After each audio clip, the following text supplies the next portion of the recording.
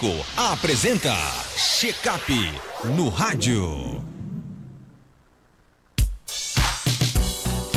7h11, quadro Check-up no rádio. Nesta manhã de quinta-feira, dia 12 de dezembro, recebe o cardiologista Wander Ueiro. Doutor Wander, seja bem-vindo aqui ao nosso Panorama 95, papai do ano, né? Bom dia, doutor Wander.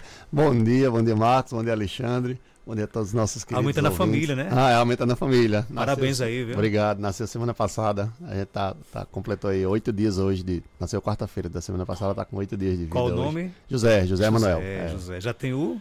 Já tem Francisco. E agora é José, né? Agora é José, exatamente. Vamos dar aqui continuidade ao nosso tema da semana retrasada, né? Que foi aí a questão dos mitos sobre a cardiologia. E aí? Isso. Trago mais um para... Eu tenho uma lista. Naquele dia, quando eu trouxe uma lista, deixa eu ver aqui, 3, 6, já botei mais 2 nesse período aqui. E a gente só venceu um, na verdade. Mas o bom é isso, é a discussão e aí a participação dos ouvintes. A gente vai enriquecendo o conteúdo. Então a gente vai trazendo, se a gente conseguir vencer mais alguns aqui, se não, bota para as próximas semanas. O próximo mito que eu trouxe de hoje é o seguinte: eu faço exercícios regulares, então eu posso comer o que quiser. Isso é um mito, certo? Que muita gente entende que, não, porque eu estou fazendo exercício, então eu estou liberado, eu não preciso fazer dieta. Isso, na verdade, é uma ideia que não é condizente com a realidade. Por que ela não é condizente com a realidade? Primeiro, porque comer o que quiser não é saudável, independente de você fazer exercício ou não, né? Existem alimentos que não são saudáveis para serem consumidos, né? A gente pode até, você pode até, numa eventualidade específica, fazer uso de algum alimento que não seja recomendado para consumo diário ou consumo recorrente. Vamos colocar aqui um exemplo. Você está no aniversário, seu aniversário, vamos lá. Uma vez por ano você completa ano. Aí você vai comer um bolo de aniversário. Um bolo de aniversário,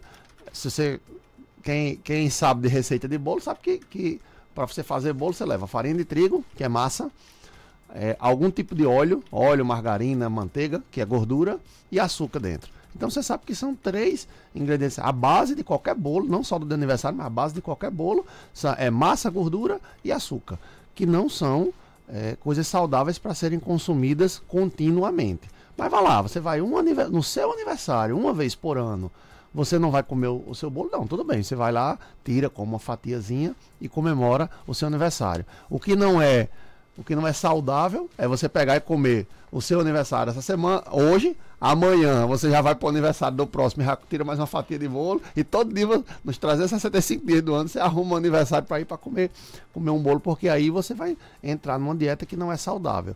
Então, essa ideia de posso comer o que quiser, independente, essa parte final do mito, da frase, né? Independente de fazer exercício ou não, ela é uma ideia que é falha. Não, eu posso comer o que quiser se eu fizer pouco, se eu comer pouco.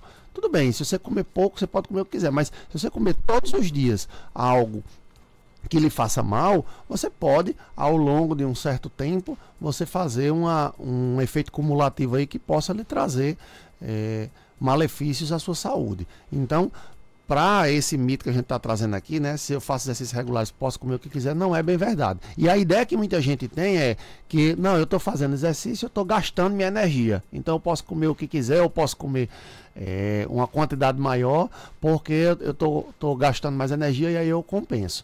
Então a gente, nesses casos, tem que pensar, na verdade, o que é que você precisa ao fazer exercícios. Tem gente que faz exercícios como estratégia para reduzir gordura corporal. Se você faz isso, na verdade você não está liberado para comer tudo. Você vai precisar consumir, eventualmente até consumir um pouco mais, porque exercício é algo desgastante, dependendo do tipo do exercício que você faça, mas não significa que você possa comer o que quiser e na quantidade que quiser. Nesses casos seria indicado que você fizesse um acompanhamento nutricional associado a essa sua prática de exercícios físicos, para que o nutricionista pudesse programar com você aquilo que você vai consumir, que vá ajudar você a reduzir a sua gordura corporal, preservando o máximo possível a sua massa magra, né, os seus músculos e os seus ossos. Essa seria a situação mais indicada. E não apenas você dizer, não, já que eu estou fazendo exercício, eu estou liberado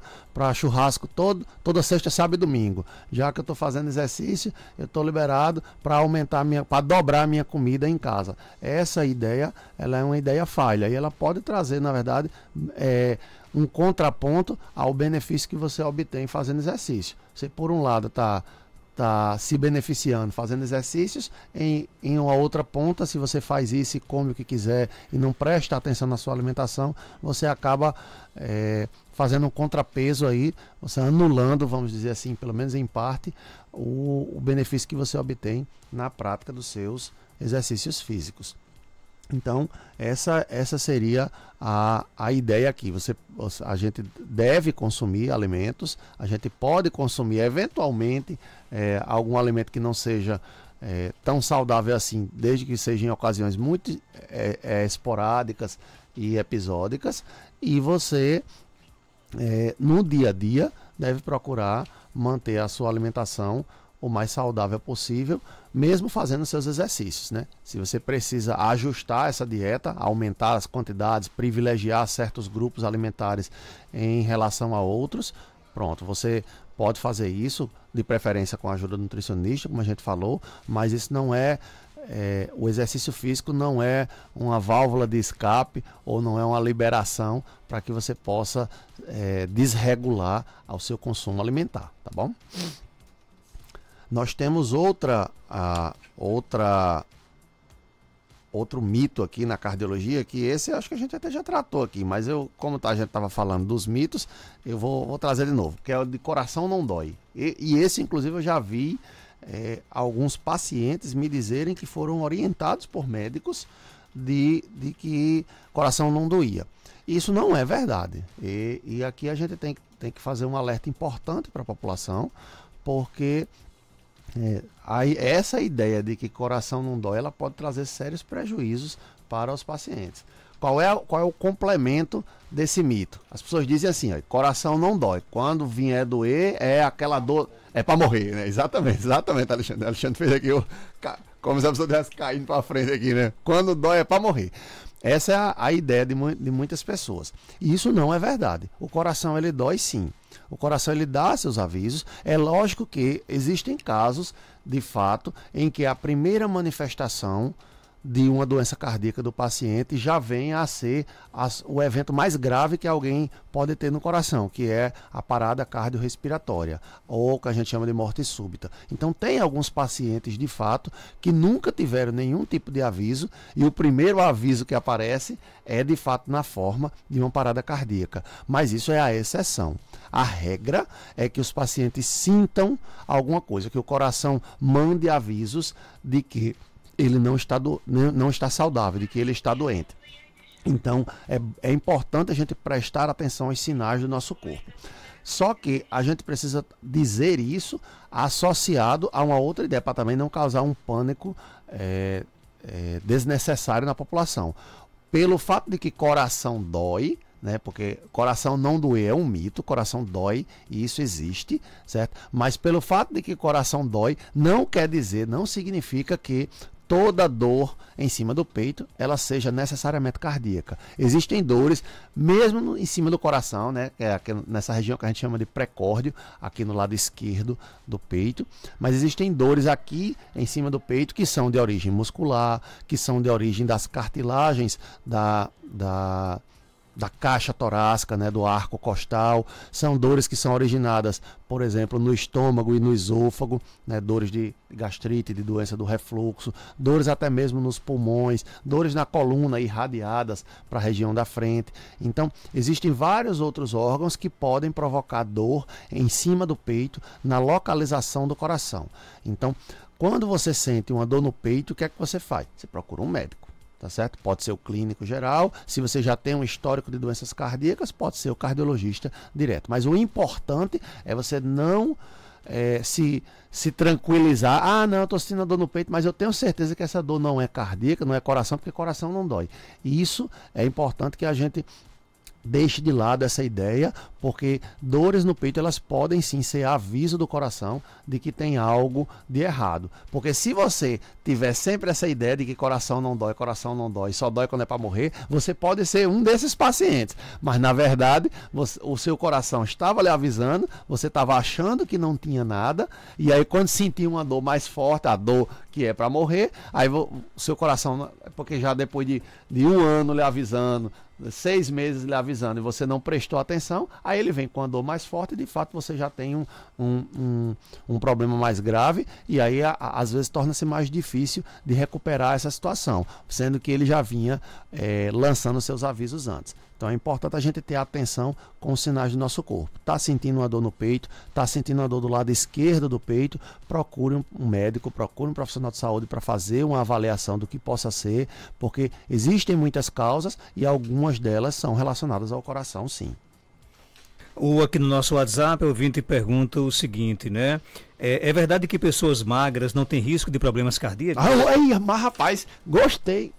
Mais uma para eu colocar aqui como mito. Já vamos trabalhar a partir de agora. Esse é um outro mito interessante, né? De que a gordura corporal ela está diretamente relacionada e unicamente relacionada com as taxas de colesterol, triglicérides e glicose, e está relacionada diretamente e unicamente com o risco de problemas cardiovasculares. Então, a gente sabe que isso aí é fato e a gente não omite. A gente sabe que a obesidade ela é um fator de risco para o desenvolvimento de doenças cardiovasculares. Se eu pegar um grupo com 100 pessoas magras e outro grupo com 100 pessoas obesas e acompanhar esse grupo ao longo de 20 anos, eu vou ver que ao final desse período, o grupo de pessoas que estão acima do peso, pessoas obesas, vai desenvolver mais doença cardíaca do que o grupo das pessoas magras. Porém, quando eu olho para essa realidade nesse grupo inteiro, eu vou encontrar muitas pessoas no grupo dos obesos que não têm problemas, não desenvolvem problemas cardíacos, não desenvolvem doenças cardíacas, e vou encontrar algumas pessoas no grupo das pessoas magras que desenvolvem doenças cardíacas. Então, estar dentro da faixa ideal do peso corporal não é um escudo insuperável, um escudo inquebrável que lhe protege de todos os males do coração. Por quê? Porque existe um fator genético que está ligado ao aparecimento de certas doenças como hipertensão, diabetes, e aqui eu destaco também a dislipidemia, que são as taxas de colesterol elevados. Então, existe um fator genético importante no aparecimento dessas doenças que são base para o aparecimento futuro de doenças cardiovasculares. Então eu encontro com certa frequência, Marcos, pacientes em consultório com peso corporal totalmente normal. Eu me lembro aqui de um paciente, a gente obviamente não vai dizer o nome dele, mas um paciente jovem, 28, 29 anos aproximadamente, pesava 55 quilos, 1,65 m, você vê que é uma pessoa magrinha, pequenininha, e o colesterol total dele em 350, na faixa 350, 320, com a maior parte disso sendo de colesterol ruim, que é o colesterol LDL, acima de 200. E aí ele, mas doutor, eu sou tão magrinho, eu faço exercício, por que meu colesterol é desse jeito?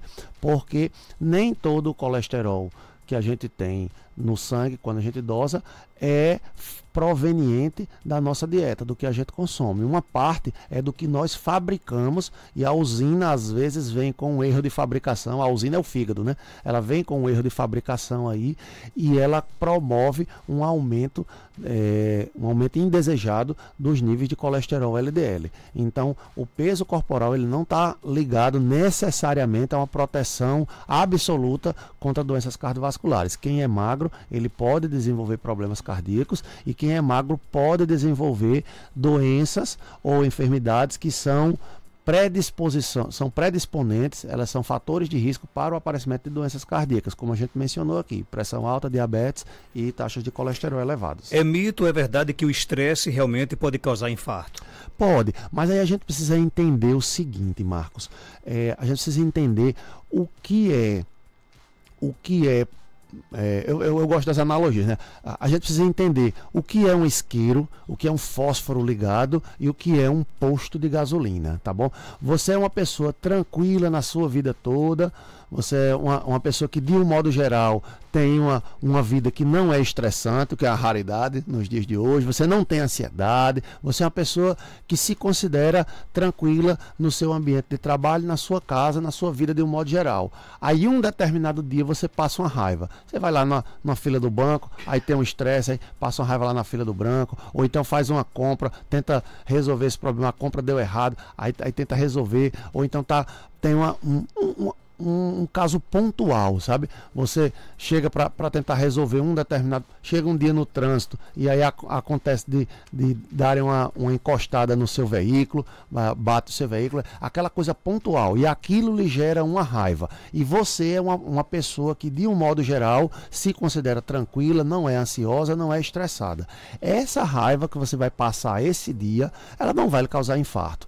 Entende? Essa raiva, ela é apenas um momento pontual. Naquele momento, o que vai acontecer? Seu corpo vai ativar um sistema que a gente chama de sistema nervoso autônomo simpático, vai descarregar uma série de neurotransmissores e de substâncias que têm efeitos hemodinâmicos, entre elas a adrenalina, mas também pode ser ativado aí o cortisol, que é o que é chamado hormônio do estresse, e isso vai gerar em você, naquele momento, pontualmente, uma certa mudança na dinâmica da sua pressão arterial, da sua frequência cardíaca, que provavelmente vão se elevar, e isso pode produzir algum resultado mínimo. Mas para você, que é uma pessoa tranquila, é uma pessoa calma e não tem outros fatores de risco também, que é uma pessoa saudável do coração, essa raiva que você passou, ela funciona como se fosse um fósforo que você liga aqui dentro do nosso estúdio. Se eu pegar um fósforo aqui agora e ligar, não vai acontecer nada, graças a Deus, no nosso estúdio. Agora, se você é um paciente que tem problemas cardiovasculares, já sabe que tem pressão alta, já sabe que tem diabetes, já sabe que tem taxas alteradas, ainda por cima fuma, não faz exercício físico, tem um histórico familiar de doença do coração e, além disso, passa raiva todo dia, tem um estresse atrás do outro, acumula raivas crônicas, estresses crônicos, ansiedade crônica. Um dia que você tenha uma raiva maior do que o habitual, pode ser de fato aquela última gota d'água de um copo que já estava cheio. Então você já tinha um ambiente propício para o seu coração infartar. A raiva foi só a gota final. Aí é a analogia de eu acender um fósforo num posto de gasolina quando o caminhão-pipa está lá abastecendo. Aí é diferente.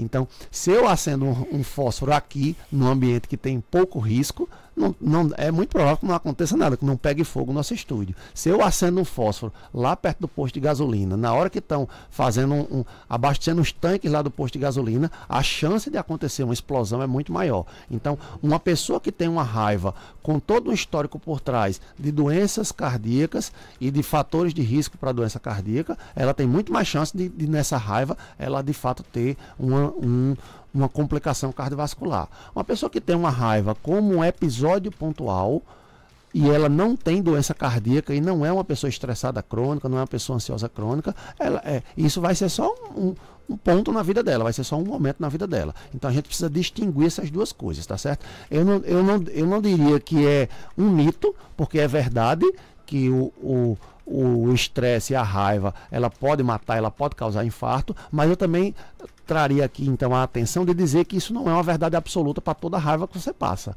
porque depende muito, na verdade, de quem você é, de como está a sua saúde de um modo geral e de qual foi o nível de raiva que você passou, o nível de estresse que você foi submetido naquele momento. Então, não é mito, é uma verdade, mas não é uma verdade absoluta. A gente precisa ter essa distinção entre as duas coisas, tá bom?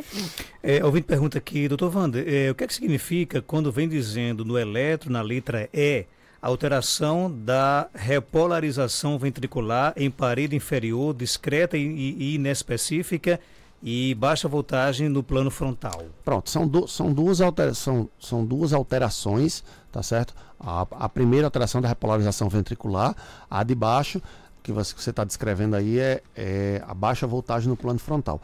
A alteração da repolarização ventricular, o que é? A gente precisaria entender mais o que é o eletro. O eletrocardiograma é um registro da corrente elétrica atravessando o coração. O coração é um músculo, para ele bombear o sangue, ele precisa receber pequenas descargas elétricas, pequenos choques, que a gente obviamente não sente o choque, mas pequenos choques ele precisa receber para que ele faça o seu serviço de bombeamento. Só que o coração, a cada batida que ele provoca, a cada bombeada que ele dá, ele recebe esse choque e aí ele precisa voltar ao seu estado natural, né, que é entre aspas um estado relaxado, tanto relaxado do ponto de vista mecânico, o músculo vai descansar, como relaxado do ponto de vista elétrico.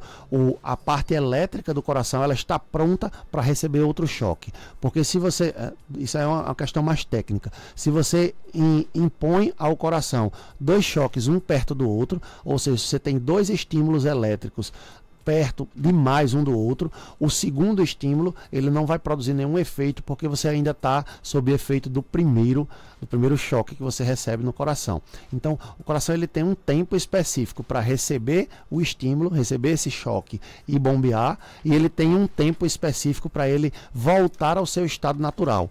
Essa volta ao seu estado natural a gente chama de repolarização, e essa repolarização ela tanto acontece nos átrios, que são as câmaras da parte de cima do coração, como acontece nos ventrículos. E aí a repolarização que acontece nos ventrículos nós chamamos de repolarização ventricular. Quando ela está alterada, ela é um indício de que o paciente possa ter alguma doença cardíaca, mas não significa necessariamente que o paciente tem doença cardíaca. Depende de uma análise conjunta de outros fatores de risco e de sintomas que o paciente apresente. Muitos pacientes que apresentam exatamente esse laudo aí, alteração da repolarização ventricular, da parede inferior, discreta e inespecífica, muitos pacientes têm esse achado e não têm nenhuma doença cardíaca. Enquanto outros pacientes apresentam esse mesmo achado e a gente já está diante de um processo inicial de doença cardiovascular. E aí como é que eu sei uma coisa e outra? Aí é preciso a gente juntar mais informações sobre a pessoa, idade, fatores de risco, se tem sintomas ou não, o histórico familiar, outros exames às vezes são necessários para a gente distinguir uma coisa da outra, e aí a gente vai montando um quebra-cabeça para a gente tentar entender se essa alteração ela é algo relevante ou se ela não é. De um modo geral, quando é descrito na frente, que é discreta e inespecífica, ela costuma ser mais relacionada a uma forma do próprio coração de trabalhar, não costuma estar diretamente relacionada a doenças cardiovasculares, mas se existem outros fatores de risco, é importante que se faça uma avaliação. Em relação à baixa voltagem no plano frontal, que ela disse, é uma outra alteração que pode estar relacionada à doença cardíaca também. Existem doenças cardíacas que causam fibrose no coração, existem doenças como derrame pericárdico que podem provocar, mas existe uma situação também comum, eu não sei se é o caso da paciente, mas existe uma situação comum que pode provocar a baixa voltagem no plano frontal, que é o tórax do paciente ser grande demais. Isso faz com que o coração ele fique mais distante da pele, e aí o registro, como o registro do eletro é feito na pele, esse registro ele fica menor, e aí gera essa alteração que a gente chama de baixa voltagem. Mais uma vez é preciso a gente tentar distinguir juntando outras informações do paciente. Dr. Wander, obrigado por sua participação. Algo mais a acrescentar, pode ficar à vontade. Eu que agradeço a participação e nós continuamos na próxima semana com outros mitos e verdades da cardiologia. 7h35.